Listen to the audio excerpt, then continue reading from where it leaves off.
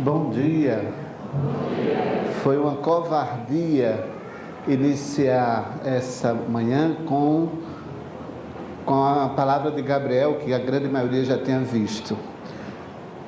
Porque falar do Novo Éden é um pouco também da minha história, porque eu estava no primeiro, eu acho que eu não perdi nenhum até agora, mas eu lembro muito do primeiro Éden, num lugar esquisitíssimo. Quem estava lá no primeiro Éden daqui? Levante a mão, só para eu... Ninguém estava. Tá. Os primeiros estavam, né? Mas teve um fato interessantíssimo, porque nesse novo Éden, Gabriel e eu fomos juntos conversar sobre o início de tudo na comunidade dos viventes. Então a nossa fala foi como tudo começou, as primeiras conversas, etc. Mas era uma unidade, um silêncio tão profundo, todo mundo sentado no chão, no meio do mato. E Janine está aqui? Como ela é chique, eu sabia que ela estava lá, porque... Então, a um dado momento, um silêncio profundo, e Gabriel conversando, contando. Aí ela levanta a mão, aí diz, você lembra? Desculpe interromper, mas tem uma cobra aqui. Quando ela disse isso, todo mundo... E a cobra passeando entre nós ali, né? Cobra de verdade. Aí, mas assim, desculpe interromper. Então, cuidemos das cobras que podem atrapalhar, né? Mas vamos lá. A gente pode pedir a luz do Espírito Santo para todos nós, podemos. Então, a gente vai pedir que Deus nos conduza nessa hora.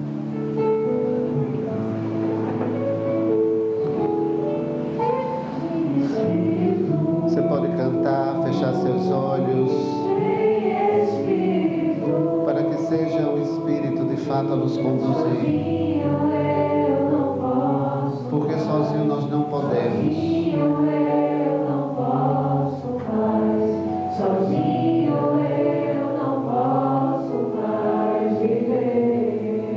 Você pode repetir, vem Espírito.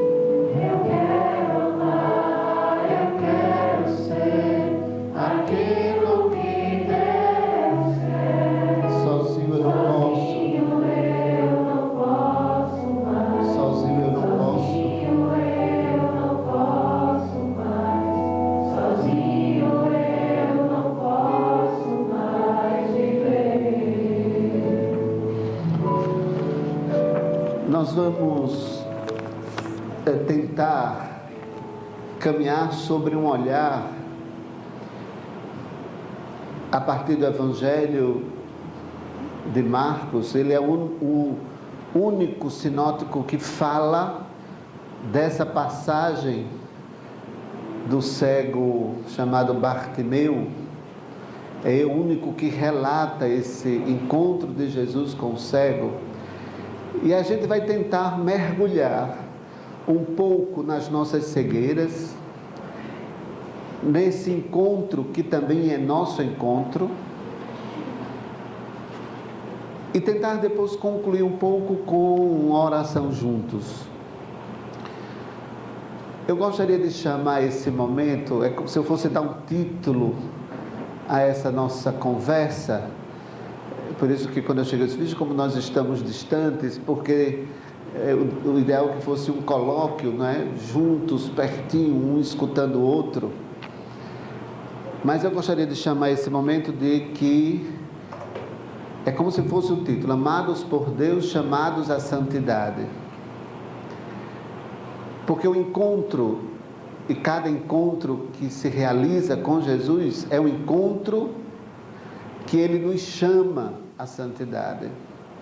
E não foi diferente com todos aqueles que Ele se encontrou pessoalmente, mas depois com todos nós e com tantos, que a um dado momento que vê Jesus, o enxerga, não com os olhos físicos, porque a gente vai conversar daqui a pouco. Bartimeu não enxergou Jesus com os olhos físicos antes de tudo, a percepção dele foi uma outra, e nós somos convidados a olhar e encontrar Jesus de uma outra forma. Nós somos chamados a profundamente, para construir o novo Éden, aderir ao chamado que Deus nos faz hoje. É muito bonito quando Gabriel diz, não é um encontro novo Éden. Se a gente pudesse dizer, a gente dizia, é o encontro. É um encontro com uma pessoa viva, dinâmica, que muda a vida, que transforma a nossa existência, que nos faz enxergar profundamente aquilo que é necessário enxergar.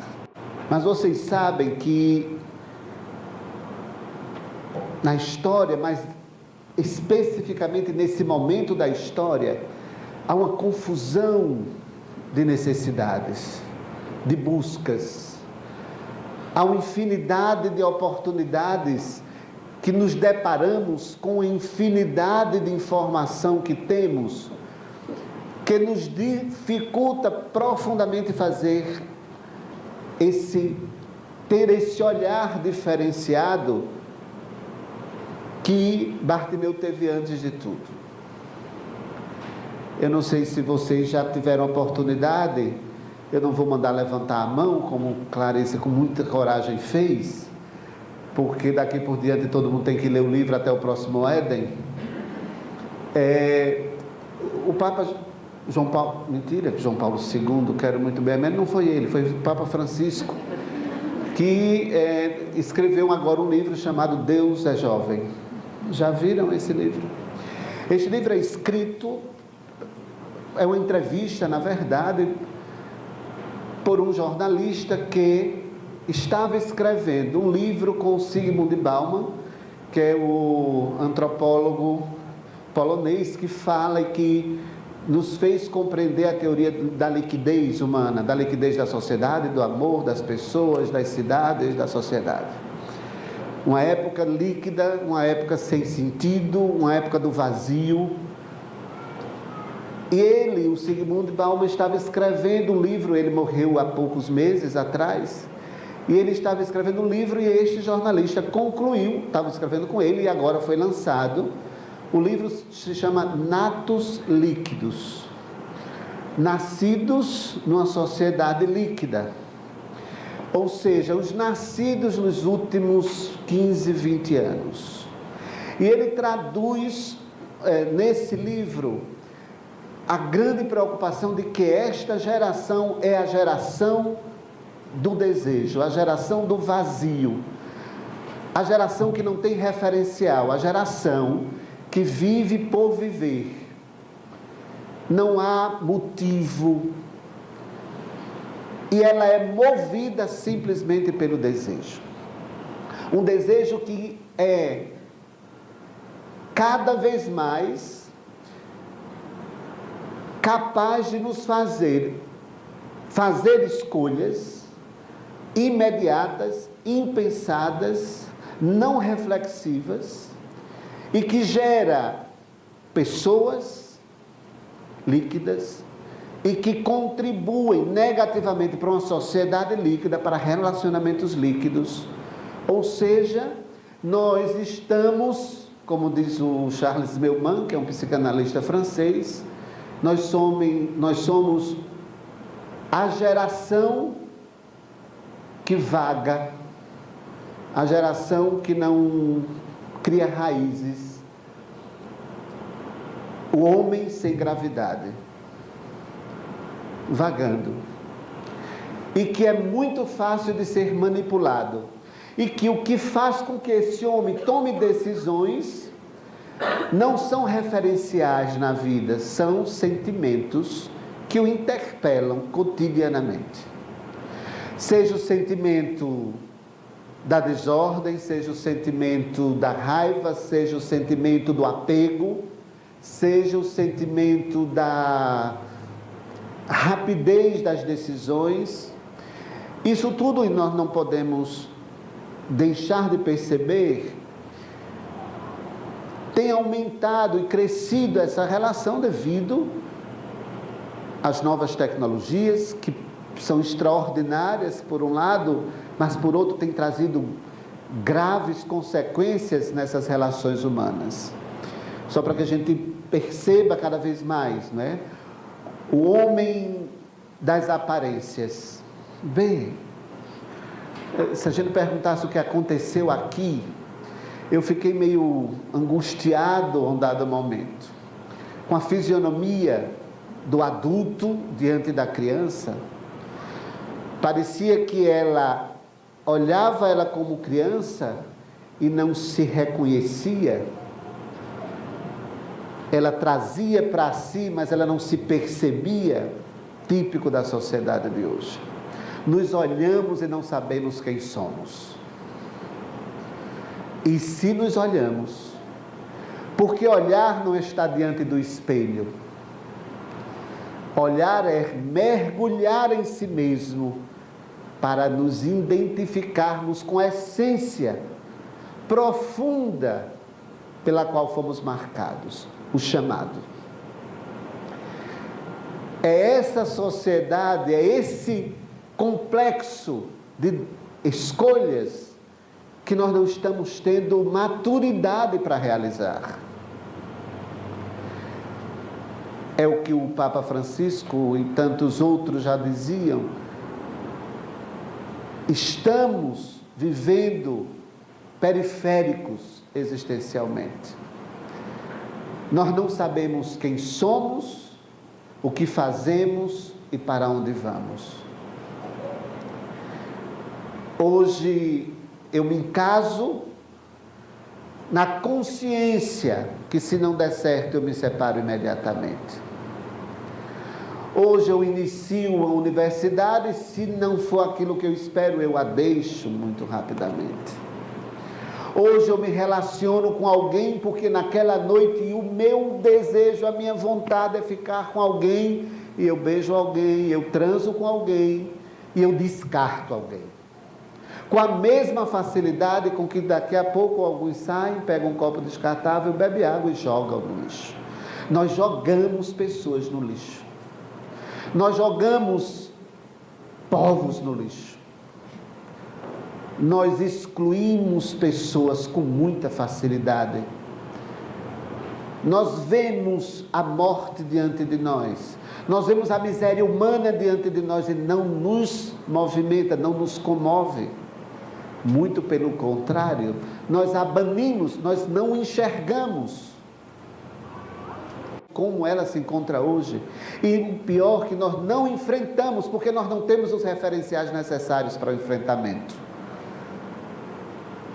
E aí, falamos de novo Éden, de um projeto inicial de Deus que cria o homem e a mulher como seres do sentido, para irem e construírem nesta terra o Éden, o paraíso perdido. Vocês se dão conta de que sociedade nós estamos? E talvez o pior é que nós, que já provavelmente nos encontramos com o autor da vida, estamos por muitas vezes fazendo as mesmas escolhas de todos os outros. Ontem eu estava conversando com alguns da comunidade e eu disse a eles: vejam, Deus forjou um povo, Deus chamou a ele um grupo e deu através de Jesus o caminho, o percurso, o itinerário, os passos, para que nós, cada vez mais, e Gabriel disse muito bem, quando cortamos esse vínculo, nós cada vez mais consigamos retornar ao vínculo primeiro. E nós estamos cada vez mais, nos distanciando dessa realidade de povo de Deus, com muitas justificativas baratas, medíocres, pobres, inconsistentes, líquidas, em nome muitas vezes da fé ou em nome de Jesus Cristo. Nós somos capazes de matar em nome de Jesus Cristo. Nós somos às vezes capazes de banir das nossas relações em nome de Jesus Cristo. Nós somos capazes de deletar em nome do amor. Eu excluo, mas eu não amo mais. Mas não faz mais sentido. Como se o amor fosse sentimentalismo. Como amar até o fim fosse o meu fim, fosse o meu desejo, fosse o meu bem-estar. Até aqui eu vou, esse é o fim. Quando Gabriel intui do amar até o fim, era amar até a cruz. E eu quero dizer uma coisa, é extraordinário o cego Bartimeu. É praticamente o último encontro de Jesus, antes dele entrar em Jerusalém. Aí eu quero dizer a vocês, quem é chamado a ser vivente, é chamado a fazer o percurso a Jerusalém. Todo aquele que foi chamado, é chamado a ir a Jerusalém. E o que significa ir a Jerusalém? Jesus não foi para a balada em Jerusalém.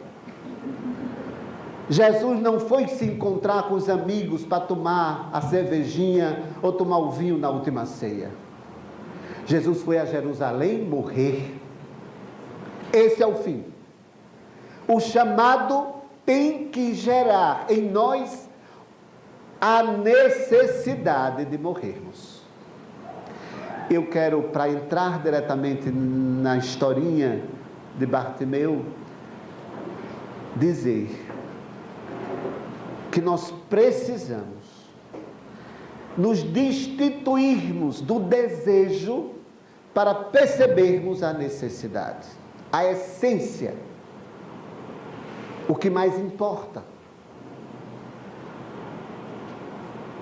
O que é que vocês estão fazendo da vida de vocês? Que escolhas vocês estão fazendo para o futuro de vocês? Quais são os desejos que habitam no coração de cada um, que determina para onde vocês estão indo? Para Jerusalém? Ou que lugar você tem escolhido para ir?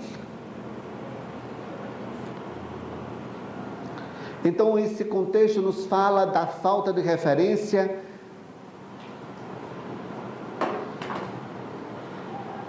e nós somos seres desse desejo, manipulado, camuflado por sentimentalismos, construídos por uma sociedade materialista, capitalista, do prazer, do imediato, do líquido, do fugaz, do medíocre. É a sociedade da falta, do vazio. Como você tem preenchido essas faltas, esses vazios, que todos nós temos? Com que você tem preenchido esse copo que às vezes está transbordando de porcaria? Porque vejam, o que é que nos vai fazendo dar sempre visão e ouvidos ao desejo? A gente começa a escolher o que não presta, porque o desejo levado pelo sentimentalismo, ele engana-nos. Observem que muitas vezes é natural, da natureza humana, a atração pelo belo, pelo prazeroso. Isso é muito bom. Mas essa atração natural não pode me fazer ver, desejar, escolher aquilo que não permanece, que não é eterno, Falar de eternidade nessa geração, minha gente, parece que não há perspectiva daquilo que Gabriel disse. Eu vos garanto que viver essa experiência é viver para a eternidade. Nós não somos desta terra. Quando eu disse aos meninos da comunidade, Deus forjou um povo, Ele nos deu características, Ele nos fez compreender um perfil próprio do seu povo. E nós não podemos fazer de conta que não fomos chamados, porque o chamado muda de vida, o chamado passa a enxergar. Aquele que se enamorou, que viu Jesus, passa a segui-lo. Isso significa desfazer-se da capa. O que é a capa do cego Bartimeu? É a sua condição, são seus apegos. Num pulo ele joga a capa. Nós vamos ler daqui a pouco o texto. Num salto ele se liberta daquilo que o aprisionava antes de ser curado fisicamente. Jesus não diz na passagem bíblica, veja. Jesus não diz. Jesus diz, tua fé te salvou. O que importava e o que Bartimeu pedia não era que visse com esses olhos. O ver na dinâmica bíblica é entrar na intimidade, fazer parte, ser o outro. Foi isso que Bartimeu pediu. Portanto, é necessário, se queremos ver Jesus, nos desfazermos das nossas capas, dos nossos sentimentos medíocres, das escolhas que não levam a lugar definitivo, eterno.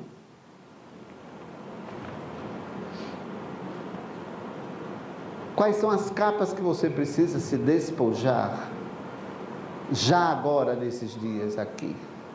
O que é que você precisa jogar para, de fato, fazer a experiência da profunda intimidade com Jesus?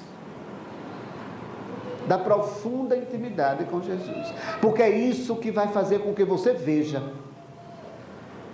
que você perceba, que você faça a escolha definitiva. Porque Jesus lá na frente tomou a firme decisão de ir a Jerusalém. Ele tomou a firme decisão. Nós não podemos ser Maria, vai com as outras, permanecer em cima do muro. Nós temos que tomar uma decisão. Amar até o fim significa morrer. Quem não quiser, vá para casa, minha gente. Vá fazer bolinho, bolinha. Vá fazer ficar, não ficar, beijar à vontade, até os beijos ficar encarnado, cair um pedaço. Não é não? Eu preciso tomar uma decisão. Decidir-se significa escolher, não a partir do sentimento que me engana, mas a partir da essência, da necessidade. Qual a sua necessidade? É ter vindo para o encontro do Hélio? Vá para casa. Gabriel vai ficar tão feliz quando chegar aqui e ver bem pouquinho mais decididos. A pior dor do mundo para um fundador é ver seus filhos não decidirem. Viver de forma medíocre. Igual ao cego Bartimeu, pedindo esmola na beira do caminho, enquanto há aqui o tesouro a ser abraçado, amado e seguido. Aí eu fico ali, agarrado em uma minha capa, me dê uma esmola, por favor, me acuda, me ajude a comer o alimento de hoje, nem que seja podre, mas me ajude. Quando Jesus chega, isso muda. Quando eu me encontro com o Senhor, de ouvir barulho, o cego Bartimeu ficou angustiado, ele viu um alvoroço. O que é que está acontecendo? Ele deve ter perguntado. Ele perguntou: que barulho é esse? É Jesus, o Nazareno. E ele começa a gritar: Jesus, filho de Davi, tende piedade de mim. O que é que você tem gritado para Jesus? Vazios existenciais, nos seus desejos medíocres, pobres. O que é que você tem gritado? A primeira pergunta dele não foi, o grito não foi porque eu veja, Me dê um comezinho que eu estou passando fome. Transforma essa pobre moeda em pão, em vinho gostoso. Me dê uma casa para morar. Não pediu. Jesus, tende piedade de mim. O que é que nós pedimos ao Senhor?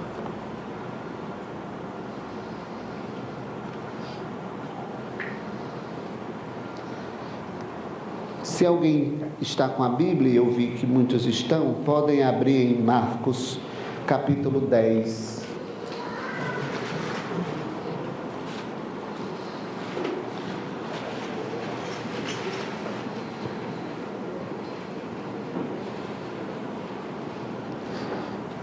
Capítulo 10, versículos 46 ao 52. Vamos lá. Ao se aproximarem de Jerusalém, diante de Betfagé e de Betânia, muito próximo para nós. Jesus ia muito a Betânia. Quem morava lá? Lembram? Lázaro, Maria e Marta. Jesus fazia farra, dormia, quando chegava tinha uma comidinha boa, né? Tinha um travesseiro bom para Jesus, ele ia lá. Então era perto. Dizem que é um lugar, geograficamente falando, a 5.000 metros acima do nível do mar, e é tido como a cidade da lua,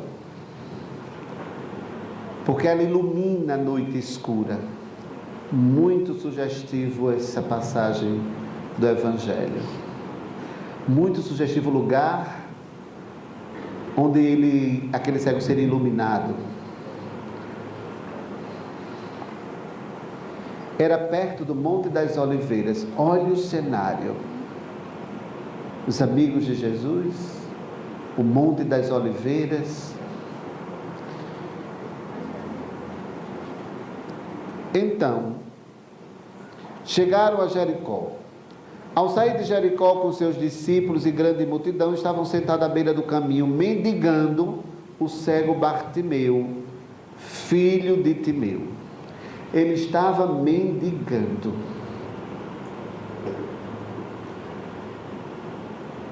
Esse evangelho tem uma passagem extraordinária. Daqui a pouco os papéis se invertem. É Jesus que mendiga. Que queres que eu te faça? É Jesus que pede. Veja que coisa extraordinária. Quando ouviu que era Jesus, o nazareno que passava, ele começou a gritar: Filho de Davi, Jesus, tende compaixão, tende piedade de mim. E muitos o repreendiam para que se calassem. Não é assim nos nossos dias? Quantos, quando queremos viver uma vida a partir da essência, a partir do chamado que Deus nos faz, quantos mandam que nós nos calemos? Deixa a tua besteira, menino. Deixa de ser radical. Também não precisa de tudo isso, não. Está querendo ser santo, é? É assim. Querem nos calar. Entra nas redes sociais, nos zaps, nos Instagram da vida, e bote lá: eu agora joguei minhas capas, eu agora enxergo Jesus e vou segui-lo. A partir de hoje eu vou viver a castidade. A partir de hoje eu vou para a missa todo dia. Daqui a pouco vai estar kkkkkk.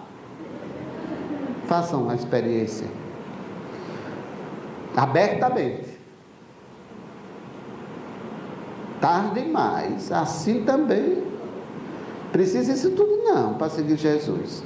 Ontem à noite eu fiz uma visita a um casal, e ele me disse de uma jovem que disse assim: olha, eu não dá não para seguir Jesus com essa radicalidade não. Eu sou uma pessoa boa, eu faço bem, Inclusive eu sou sócia de um canil para ajudar os cachorros. Não tenho nada contra quem ajuda cachorro, viu? Mas a bondade passa pelo cachorro, né? Que eu dou de comer.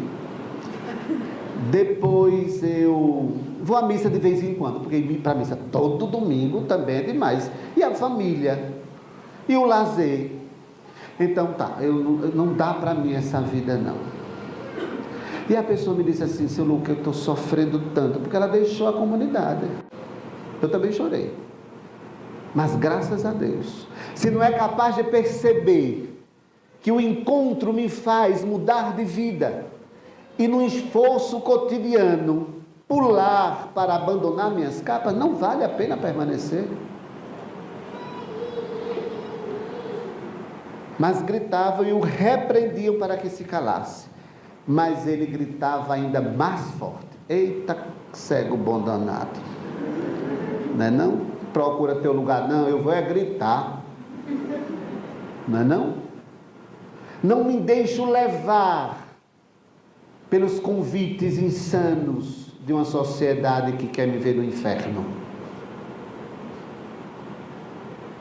Não me deixo enganar por ideologias que me fazem não escolher o que é duradouro, o que é eterno. Eu grito mesmo.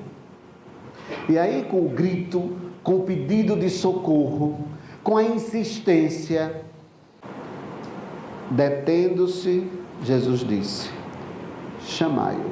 Eita, meu Jesus Cristo! Já pensaram nisso? Nós ali agarradinhos às nossas mediocridades, né? Atrás da porta para camuflar quem a gente quer ser, mendigando migalhas aí de prazer, de desejo, de riqueza desordenada. Aí Jesus diz assim: chama-me. Não. Ave Maria. Aconteceu com vocês a um dado momento? Onde vocês estavam antes? Podiam ser pessoas muito boas. De bondade o inferno está lotado. Nós precisamos de santos, de quem tem coragem de gritar: tende piedade de mim. Porque não interessa os meus limites, interessa a graça de Deus. E aí, chamai-o. Aconteceu como aconteceu no mar da Galileia. Jesus passa e diz: vem, segue-me, Pedro. Vem, segue-me, João. Como aconteceu com Zaqueu: desce que hoje eu vou estar na tua casa. Chamai-o. Jesus pode usar pessoas para nos chamar.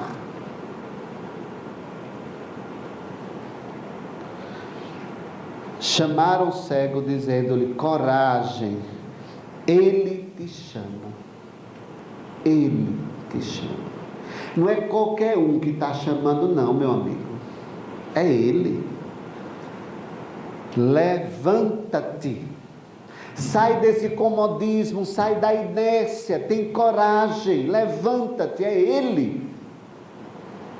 Vocês já pararam para pensar nisso? Deus usou Gabriel para os chamar, mas é ele que chama cada um de vocês. É ele que chama. Vocês têm consciência disso? E se ele chama, ele tem algo a dizer, tem algo a perguntar. Ele te chama. Bastava isso. Bastava parar aqui.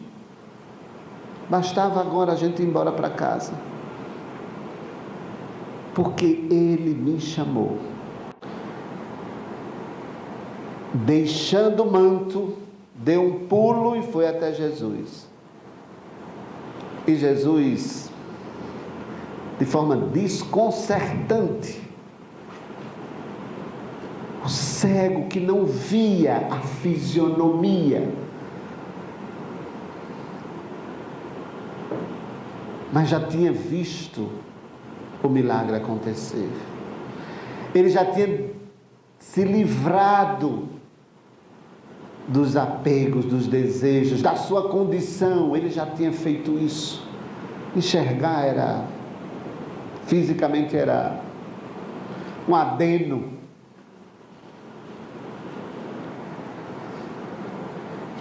Que queres que eu te faça? Vê a expressão do cego. Rabuni. Foi Maria. Sabe, quando nos encontramos com Jesus, Pai, Paizinho, meu amado, sabe, eu encontrei, Rabuni, é doce, que eu possa ver novamente. Vai, tua fé te salvou. E depois da realização da necessidade, da essência, ele o seguia pelo caminho. Não tem muito o que dizer mais não.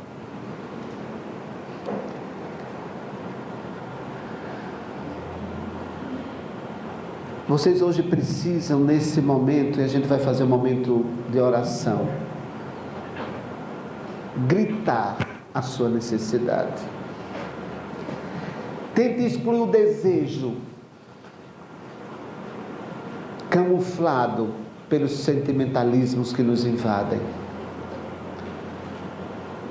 Grita: Rabuni, filho de Davi, tende piedade de mim. Olha-me e me faz fazer a escolha pela qual eu já fui chamado. Faz-me te seguir como tu queres que eu te siga e não como eu imagino que é te seguir. Porque eu preciso me despojar completamente dos mantos que me aprisionam. E nós vamos pensar: que mantos são esses que eu preciso jogar longe para livremente seguir Jesus?